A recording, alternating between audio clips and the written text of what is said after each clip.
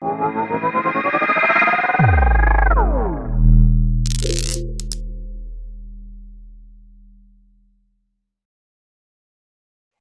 you very much for the intro. I hope everybody is enjoying the event. Personally, first time I've participated in a 3D virtual thing, so that was interesting, seeing all the avatars headed around. So if you do that, go and check out the Archives Labs booth. So I look after product marketing at Archives Labs, here with Benji as well. So hi to Benji. Hey, yeah, Benji Taylor here, and yeah, as Lizzie said, this is a pretty cool first virtual conference for me as well. Here at Arcos, as kind of mentioned, I run our kind of solution delivery department. So really looking at the ongoing day-to-day, what's seeing from like request volumes on customers, attack and abuse going on there, and just kind of diving in constantly to what's changing kind of on the attack and mitigation landscape there.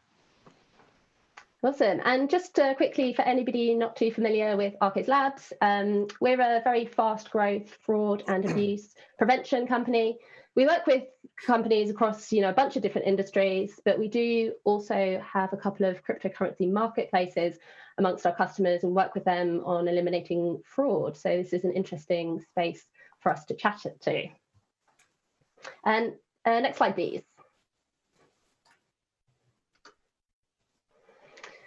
So cryptocurrencies now numbering in the thousands, with new currencies being added regularly. The total market cap at the moment is around 270 billion. And as you'll have probably noticed, the values of these particular currencies can be somewhat volatile. And that really gives the need for the cryptocurrency exchanges we see on the market, where you can trade cryptocurrencies based on real-time current values. And the dark side to this, however, is that they become a very lucrative target for fraudsters, hackers, and other malicious forces. So the way that we see fraud world here at Archives Labs is very much through the lens of economic drivers. The amount of effort and resources that a fraudster will expend on attacking a platform is purely driven by the ultimate monetization potential, right? And then likewise, the minute a fraudster meets a level of resistance that starts to erode its ability to carry out attacks while still preserving ROI, that is when we see attacks drop off. Slide number 3, please. Unfortunately, fraudsters have all this on their side: a complex set of services and solutions which enable them to tap into low-cost resources, toolkits across the globe to carry out attacks at scale, way beyond the ability that a single lone fraudster would be capable of. You've probably noticed 1 or 2 data breaches over the last few years hitting the headlines. And this is really all part of this fraud ecosystem. We've got data brokers, identity farms working together to, pull together to acquire stolen data, create synthesized data, using fragments of real people's identity, for example, like stolen social security numbers, whatever the local equivalent is in your country. And so what they're trying to do is compile these very comprehensive identity profiles that can be used with great efficacy in fraud attacks. Another example is these human sweatshops that we've seen cropping up across the globe. What's happening here is that tapping into the different socioeconomic circumstances from one country to another, and providing access to teams, whether it be a physical team working together or in a distributed model where they're kind of tapping in, logging into their application to do their day's work. When you're using resources that perhaps, coming from a country with high unemployment levels, low wages, low cost of living, that's when you can start really scaling up attacks without actually it being very expensive. And next slide, please. And a really interesting example of the wider fraud ecosystem at work is the malicious activity that Archives Labs spotted on a major tech platform that we work with. Benji, you work very closely with this customer. Can you give us a bit of insight into what was happening here? Yeah, of course. And this kind of really comes into play on two different areas. It kind of shows the often nature of attack using multiple kind of vectors in that attack. And then also kind of shows, just some of the relevance that even industries outside of actually, crypto or blockchain are really being impacted by the rapid growth there. So here we're essentially seeing a tech platform we work on offering a promo that as soon as you sign up for the platform, they give you a limited set of resources on there. So essentially, a few different servers or virtual machines to kind of work on. We also see this kind of, these kind of promos are this often on learning and development platforms as well. And essentially what was happening there is, using some of these previous vectors Lizzie mentioned, we were seeing this in combination of some automation. So, coded scripts that were kind of running the actual fleet. And then, human-based workers using some of those kind of identity farms and like rapid expansion, identities, fake identities essentially there. With humans registering thousands of accounts through this promo, thus giving them all of these specific resources. At that point, those resources would be tapped into that kind of fleet of automation. And then they were being used at kind of large scale, specifically for mining, blockchain and cryptocurrency. So it really kind of shows from that standpoint. And again, as mentioned, we saw this on a tech platform, but it's also very common in the learning and development space. So again, getting servers or virtual machines for learning and development. So it kind of goes to show again how, crypto kind of blockchain is really impacting other industries as, people like kind of the mining efforts and the need for, free compute in order to make that kind of sense economically is really valuable. So essentially when you're seeing this kind of like free distribution of like hardware and resources, it's very, very valuable from like an attacker or someone looking to do a large amount of like, mining specifically in the space of crypto. Yeah, it's really interesting. I guess if you're that tech platform and all you're trying to do is set up an offer to entice more customers, the last thing if you don't look at it, you're not necessarily thinking, oh, that's going to impact or lead to this particular malicious activity. And it just kind of shows how interconnected the digital world is and the fraud world, hey? Yep, exactly. On to the next slide, please.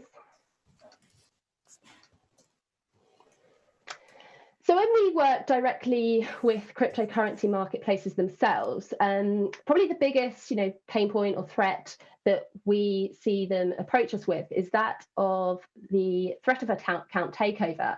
Once somebody's hacked into a legitimate account, they're looking to steal funds irreversibly. And the ultimate aim of an account takeover attack is actually driving a lot of other malicious activity in preparation for said attack. For example, we see social engineering, spam, phishing, looking to kind of trick people into giving away their login credentials and mother's maiden name and all that. You're also seeing, a lot of bot-powered malicious activity, especially when it comes to credential stuffing, when, fraudsters maybe got, bought off one of these identity farms, that is kind of long list of identities and trying to hack into accounts at scale from them. And also these sweatshops that we've mentioned, people, big teams of hands on keyboards carrying out these attacks, looking into getting into, potentially very lucrative accounts. Next slide, please. And on the flip side, the impact of a successful ATO attack can be very wide ranging, stealing money off innocent users, but also looking to fund organized crime, launder money. So it actually ends up being a very, vital cog in the wider criminal ecosystem beyond just, a lone fraudster trying to make a quick buck. Next slide, please. And this actually leads us on to the second case study of the presentation. So just let you know, we are doing these anonymously to preserve the privacy of our customers. There are a few named case studies on our website if you do want to check them out. But if you want to get into any more detail around how we work specifically in the crypto space, just feel free to reach out after this presentation. We can walk you through that. So Benji, what's going on here? What challenges was this company facing? Yeah, so as you kind of mentioned, when you're dealing with really crypto exchanges and just like a lot of companies in crypto, we work with a couple of, crypto wallets essentially as well for, kind of storing coins and kind of overall, wallets, currency in general. And what you really see on these is, again, because it's such a rapidly expanding space, the overall, a lot of times outlook for the company currently is they don't have a very large fraud profile. They're not utilizing a lot of technologies in general on that kind of side of the space. So what you end up seeing is a large attack surface for like kind of some of these exchanges, some of these specific wallet companies. And what that leads to is, again, that kind of credential stuffing attack that you'll see often on their login form. Again, even a lot of times too, you'll see like a massive spam of like fake users within there as well. And purely kind of at that, using like being able to generate those users for money laundering purposes across the exchange. So here, for example, a massive number of credential stuffing attacks really occurring there. One of the other really major things when you really come into a lot of these crypto exchanges, especially now as more financial regulation gets applied, is accessibility and friction to users is a really big piece for them. So they were looking for kind of a solution and kind of wanting to figure out what we can do here that both maximizes user throughput while simultaneously mitigating these types of credential stuffing attacks. And off of that, it's kind of from our side, what we really did there was taking on kind of a combination of detection as well as kind of some enforcement. So detection, and let's really have a tight feedback loop as to what we're seeing. There's of course some stuff you can do out of the box to detect from like an automated standpoint. But then on the other side of that, after you start seeing some of these human actors involved, especially when you're talking registration or even humans going and working through some of the actual login attempts on that, it's a very tight feedback loop. So it's quickly, identifying exactly what's going on there, adding in new rule sets, quickly, like I said, quickly applying new patterns to that to confuse the attackers and be able to stop those types of trends on there. And then again, at the same time, when you go about that, you want to do that very, pointedly, specifically for, minimizing user friction.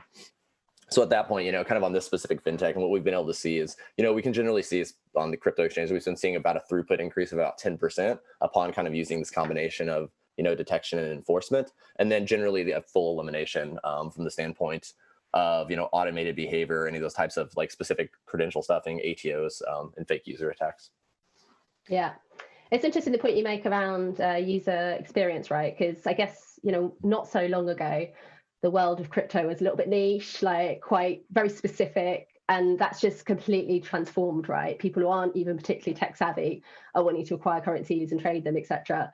So the onus on these platforms to do the sort of the smooth digital experience that you'd see in other, parts of the digital economy is very much there, right?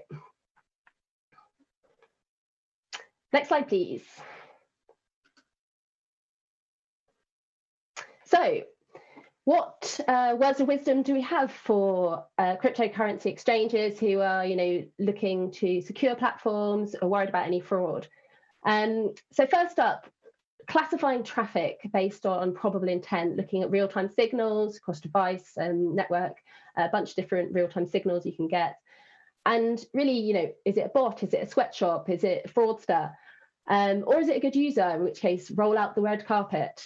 And really our key advice here is, beyond having a bunch of different risk scores, is to really be able to classify and triage traffic to ensure that it's truly actionable insights that can lead to easily lead to real-time remediation.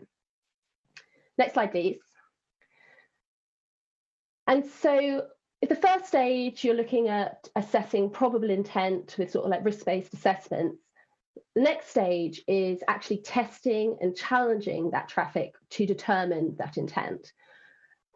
Using interactive challenges and technology, which can be embedded in the marketplace or app, the registration or login or other key customer touch points.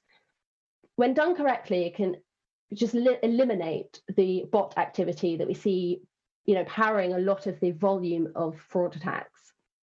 And additionally, targeted friction can be used to sap the time and resources of fraudsters and really tackle this risk of kind of large-scale sweatshop attacks.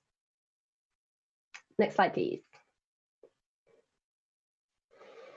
And really crucially is this learning analysis, this feedback loop between the risk analysis and the results of the challenge that Benji mentioned was so effective with the cryptocurrency that we were talking about earlier, or the crypto marketplace we were talking about earlier. And this can really provide far quicker refinement than many different solutions working in silo. Use machine learning to spot emerging attack trends and improve anomaly detection. And what we're ultimately looking to do is just make it far too costly for the fraudsters to even want to attack your platform. So Benji, do you have any other words of advice, perhaps talking about the key KPIs the business should track on the fraud prevention or customer experience side?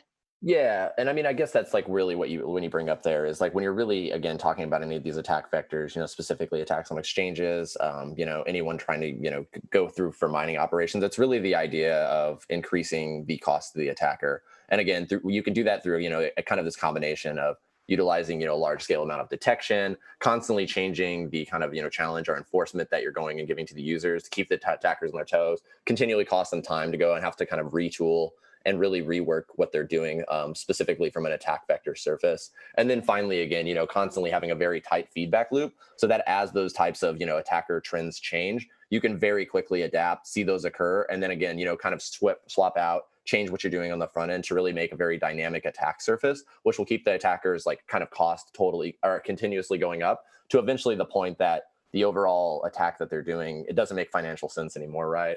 Like they're not breaking into enough accounts, getting enough wallet currency. And again, that's a very high dollar target. So they're going to be very dedicated in that kind of attack surface. But same thing with the kind of, mining operations, right? Costing them so much that eventually the mining operation doesn't make any sense and they'll kind of shut down the attack, which is, really the whole idea, as you mentioned. Yeah, it's I feel like for a long time fraud prevention's been a bit of an arms race between like the defense and the attack and trying to kind of keep up with evolving attacks. But I guess the minute you're actually really getting to the root of the problem and trying to take away even the incentive, that's the idea is to much more long-term prevention as opposed to just sort of like whack-a-mole and like figuring out what the next attack's going to look like. Yeah, exactly. And like I said, a constantly shifting and kind of dynamic, detection and mitigation strategy is really what you want, because again, that's going to keep, the attackers constantly having to go and retool and change their efforts, which again, specifically is what costs them that additional time and money. Yeah, for sure. So with that, are there any questions? Yeah. Hey guys, incredibly important chat, something that I always wonder about. I've been trading cryptocurrencies for several years now, and many things have transpired. I've seen all the stories. I have been very lucky, not always smart, but incredibly lucky. There are some questions from the audience. I think we have time for a couple of them, so I'll just dive right in. Give me a moment. What is Arco Labs' thought on decentralized exchanges in regards to more security for users? Yeah, so again, I think there is a lot of security from like an individual user standpoint on that. I think like kind of the decentralized exchange, it does give a lot more security there. Again, though, there's still depending on how you're actually going about, storing your currency or, going and putting that on exchanges as well. I mean, that's still another attack vector there, right? You kind of have to think about it from multiple standpoints, not only like, am I protected on this exchange, but, is my wallet protected? Am I keeping that secure? Kind of based off where you're actually holding a lot of that different currencies. So again, I think it's kind of you have to think about it from multiple different vectors, again, to kind of make sure you're well protected as a user. Fantastic answer. We keep on getting these questions from our audience, and it's not super relative to the conversation, but it's relative to the whole blockchain space. Can you name a project or two outside of the top, maybe 2 or 3 of the big kings of the space that are very attractive to you right now? A few projects in the crypto space. Are you talking about from an exchange standpoint? I mean, there's definitely, like you said, some of the smaller exchanges that are really coming out there that are really interesting. There's a few different things specifically too around, the kind of hashing that's going on now, and some of the different kind of hashing algorithms that are occurring, that are coming in and being utilized with crypto specifically. So I can't really name any specific projects, but there's just like a few, like you said, are kind of central ideas that are really interesting. Super. I've got one last question. I think it's a good one. You might not be able to disclose some of this, but what are the trends that you're seeing at Arco's Labs with existing clients in regards to attacks? What is a common theme possibly that you can share that you're seeing right now? Yeah. I mean, go ahead. Sorry, Lizzie, go ahead if you'd like to take that one. Yeah, I was just going to jump in with, we've done some interesting analysis of late, especially with the turmoil that's going on in the COVID world. I think we're seeing with so many face-to-face interactions being very restricted, or certainly many restrictions globally over the last few months. We've seen huge kind of just normal consumer behavior just completely in flux, like people behaving like they just didn't. And normally we'd see consumer behavior sort of changing and evolving, and there's kind of these overnight changes. And we did see at the beginning of the year a kind of 30% uptick in attacks across our network. Did very much vary from one industry to another. But I think consumers are doing things they weren't doing before. There's a lot more digital activity. Fraudsters are 100% taking advantage. Benji, do you have any specifics about the companies that you're dealing with? I mean, yeah, the thing that I was just going to kind of comment on is, we continue to see just a rise in the number of, human-based operations. And there's just so many services cropping up out there that really incorporate humans now. And oftentimes, you'll see, it's really interesting as you see kind of attacks migrate over from client by client. And you kind of just see eventually like a who's of countries that are generally, kind of employing a lot of these large scales human-based attacks. So, I think that's going to continue to be a trend, honestly. Especially as more and more kind of like automated attacks get locked down across the board.